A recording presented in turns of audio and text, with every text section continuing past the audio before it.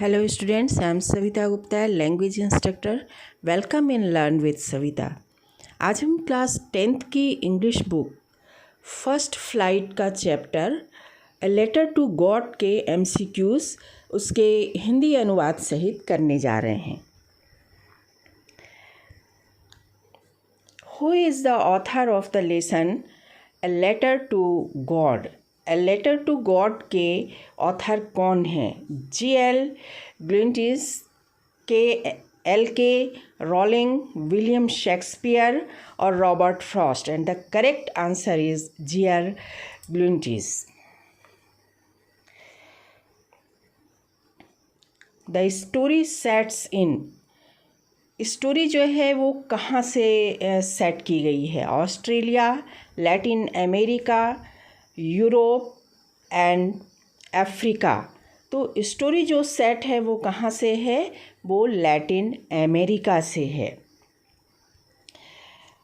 Where was Lencho's house situated? Lencho का घर कहाँ स्थित था? At the bottom of the hill, at the top of the hill, in a city, top of a plateau. तो कहाँ situated था? At the top of the hill, एक पहाड़ी के सबसे ऊपरी शिखर पर लैंको का घर स्थित था.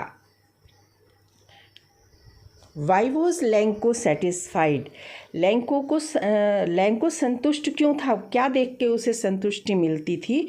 On seeing a new buffalo, on seeing a new tractor, on seeing a new motorcycle, on seeing the field of ripe corn with flowers. And the correct answer is on seeing the field of ripe corn with flowers. फूलों से और पके हुए उसके दानों से भरी हुई फील्ड को देख करके उसे बहुत ही संतुष्टि मिलती थी.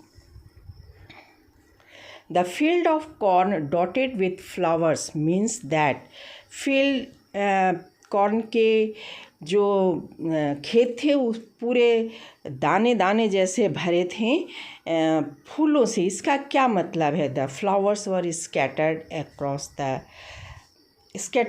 scattered across. Not a single flower was bigger than a dot. The flowers were in shape of dot. The flowers had shrunk in size. And the correct answer is the flowers were scattered across. फूल चारों ओर बिखरे हुए थे. Which crop was growing on Lencho's field? Lencho की field में कौन सी crop बोई जा रही थी? कॉर्न, राइस, वीट और कॉटन. तो इनमें से कौन सी क्रॉप भी बोई जा रही थी? And the correct answer is corn. उसके फील्ड में कॉर्न उगता था. What did Lanco hope for? Lanco किस चीज़ की आशा कर रहा था? A good shower of rain for his crop, A tractor, A motorcycle, thresher. तो किस चीज़ की होप कर रहा था? A good shower of rain for his crop. अपने फसल के लिए वो चाह रहा था कि हल्की पर अच्छी सी बारिश हो जाए. Where did Lencho expect the downpour to come from? कहाँ से पानी आकर के गिरे? किस दिशा से पानी आकर गिरे? ये लैंको क्या एक्सपेक्ट कर रहा था? North east, north west, south east और east. And the correct answer is north east, उत्तर पूर्व से. What did Lencho compare the raindrops with? Lencho raindrops की तुलना किससे कर रहा है? Pearls, silver coins, new coins, diamond. तो किस चीज़ से कंपेयर कर रहे हैं? The correct answer is new coins. नए सिक्के से उसकी उन रेन ड्रॉप्स की तुलना कर रहा था. What did Lencho compare the large rain drop with? जो बड़े बड़े पानी की बड़ी बड़ी बूंदें गिर रही थी उसकी तुलना किससे कर रहा था? 5 cent coins, 1 cent coins, 10 cent coins and 2 cent coins. And the correct answer is 10 cent coins. तो पानी की जो बड़ी बूंदें गिर रही थी उसकी तुलना वो 10 सेंट के सिक्के से कर रहा था. What destroyed लेंकोज क्रॉप, लेंको के फसल को किस चीज़ ने नष्ट कर दिया? Hailstorm, heavy rainfall, landslide and flood. तो किस चीज़ ने नष्ट किया? तो करेक्ट आंसर इज हेलस्टॉर्म। तेज़ बारिश के साथ ओले गिरने लगे जिसके कारण लेंको की फसल पूरी बर्बाद हो गई। Lanco compared the quantum of damage with, जो नुकसान हुआ उसकी जो तुलना थी वो किस चीज़ से लेंको कर रहा है? Attack by birds, plague of locust, attack by rats, loss by fire. And correct answer is plague of locust, यानी कि जो टिड्डियों का झुंड था उससे वो तुलना कर रहा था कि टिड्डी के झुंड भी आते तो थोड़ा बहुत छोड़ जाते, लेकिन हेलस्टॉर्म ने तो पूरा नष्ट कर दिया। Whom did Lenko decide to contact his last resort? अंतिम आशा के तौर पर लेंको ने किससे कांटेक्ट करने का डिसाइड किया?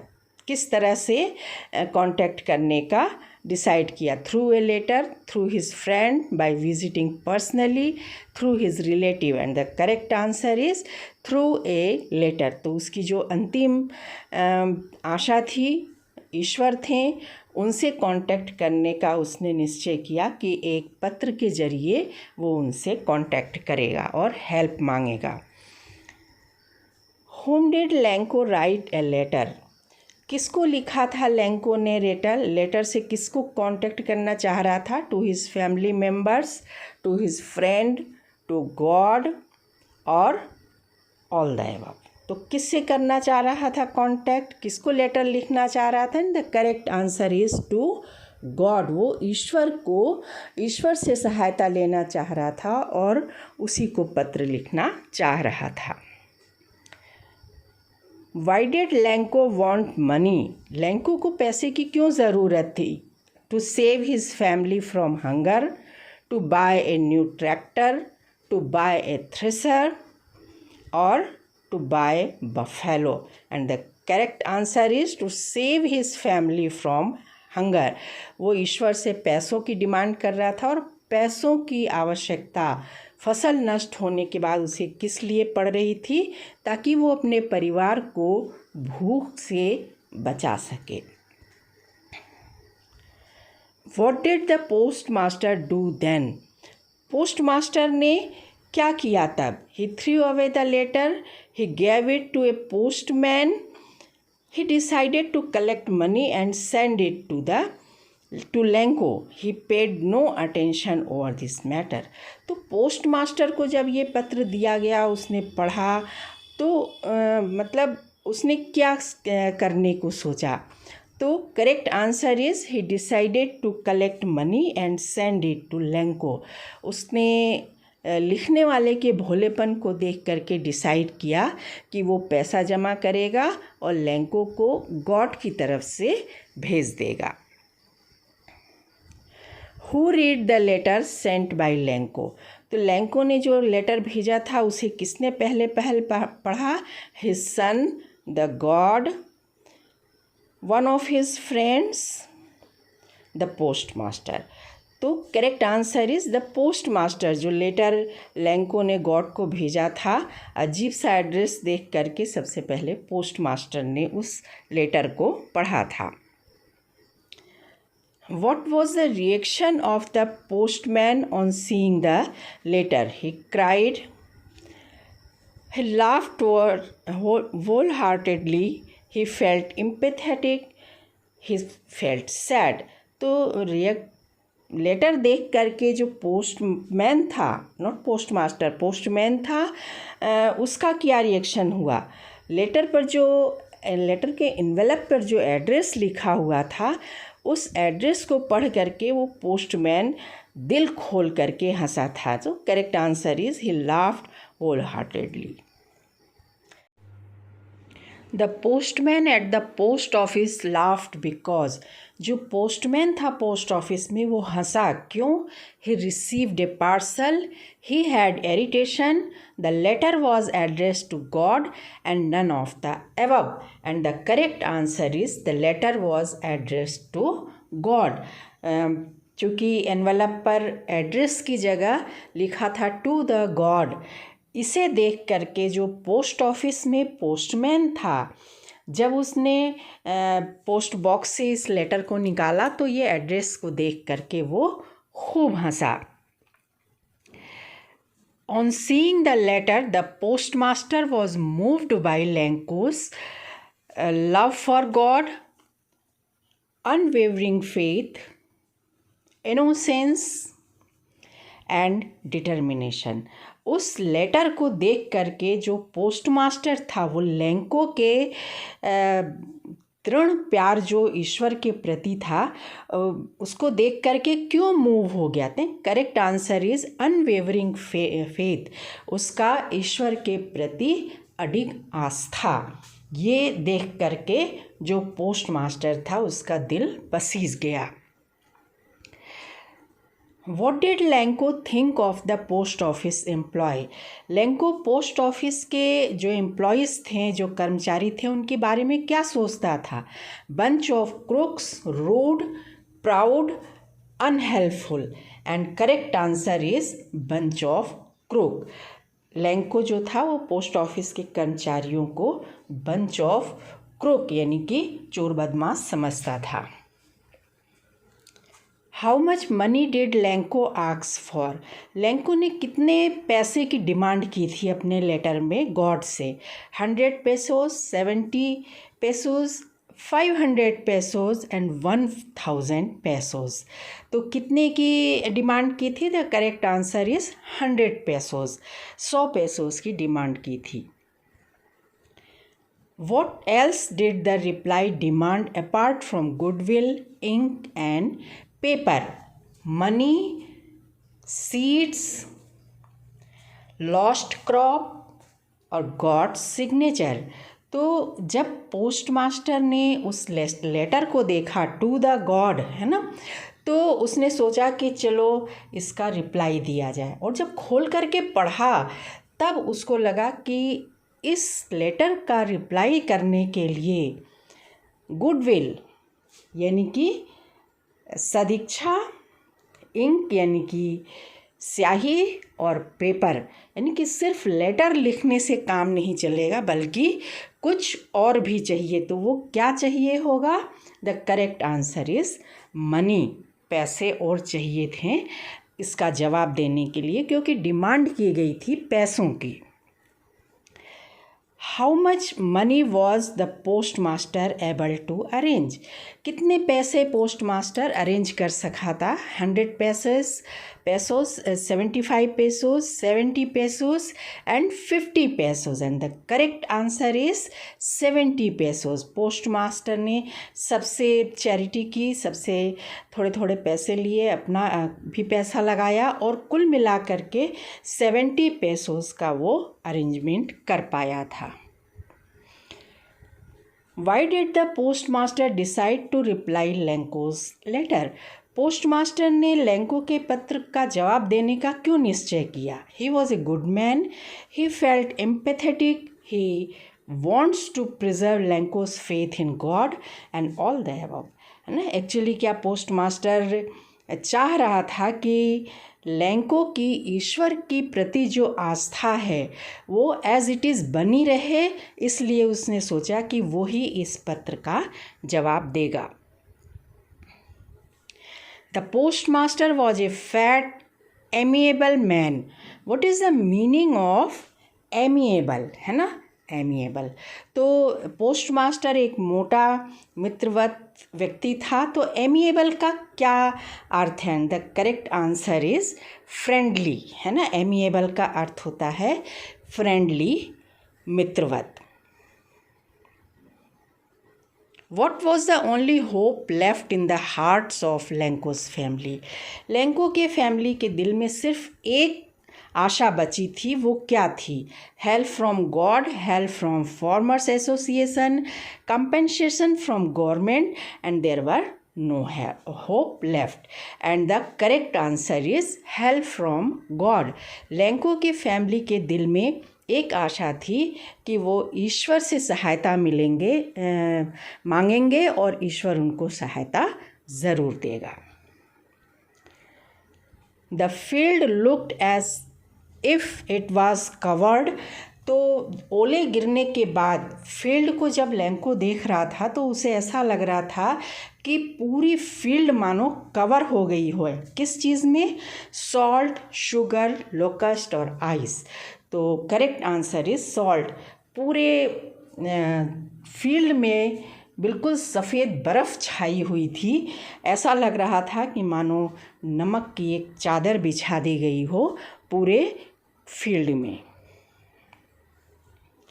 Why was Lanko not surprised on seeing the money in the envelope?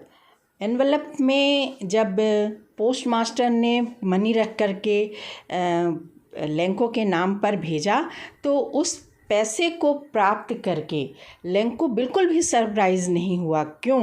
And the correct answer is he had अनविवन faith in God. Correct answer ये है कि ईश्वर में उसकी अडिग आस्था थी. उसको पूरा विश्वास था कि उसने अगर ईश्वर से पैसे मंगाए हैं तो ईश्वर ज़रूर उसको पैसे भेजेगा, उसकी हेल्प करेगा. इसलिए वो बिल्कुल भी सरप्राइज्ड नहीं हुआ. How did he feel when he counted the money?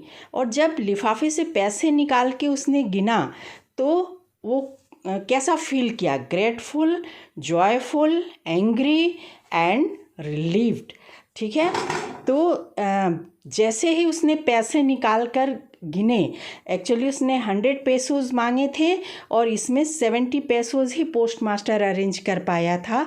तो उसने देखा पैसे कम हैं तो लैंको क्या हो गया? एंग्री. तो correct answer is angry. What did Lencho ask for his second letter? तो जैसे ही लैंको ने देखा कि पैसे कम हैं वो तुरंत दूसरा लेटर लिखा और दूसरे लेटर में क्या डिमांड किया? And the correct answer is remaining amount and not to send it by mail. तो उसने गॉड को लिखा था कि वो बाकी बचे हुए 30 पेसोज़ भी वापस भेजे और निवेदन किया था कि कैसे भी भेजना लेकिन पोस्ट ऑफिस के माध्यम से नहीं भेजना. तो ये एक व्यंग है यहाँ पर, क्योंकि पोस्ट ऑफिस वालों ने ही उसकी सहायता की थी और ये पोस्ट ऑफिस वालों को ही समझ रहा था कि उन्होंने उसके 30 पेसोज़ रख लिए, क्योंकि गॉड तो जितना मांगा था गॉड ने उतना ही भेजा होगा. Which literary device has been used in They Are New Coins? तो They Are New Coins इस लाइन में कौन सी लिटरेरी डिवाइस यूज़ हुई है? Simile, metaphor, personification and alliteration. तो दे आर न्यू कॉइन्स, वे नए सिक्के थे. इस लाइन में मेटाफर लिटरेरी डिवाइस का यूज़ हुआ है. What do mean by huge mountain of clouds? तो huge mountains of cloud इसका क्या अर्थ हुआ? Very high clouds, very dark clouds, clouds promising heavy rain, none of the above. तो huge mountains of cloud इसका correct answer है clouds promising heavy rain, यानी कि ऐसे पानी से भरे हुए बादल जो कि अच्छी बारिश करेंगे इसका संकेत देते थे. So students, this is all about the MCQs of this lesson, a letter to God. Hope you will like the video. Thank you. Thanks for watching the video.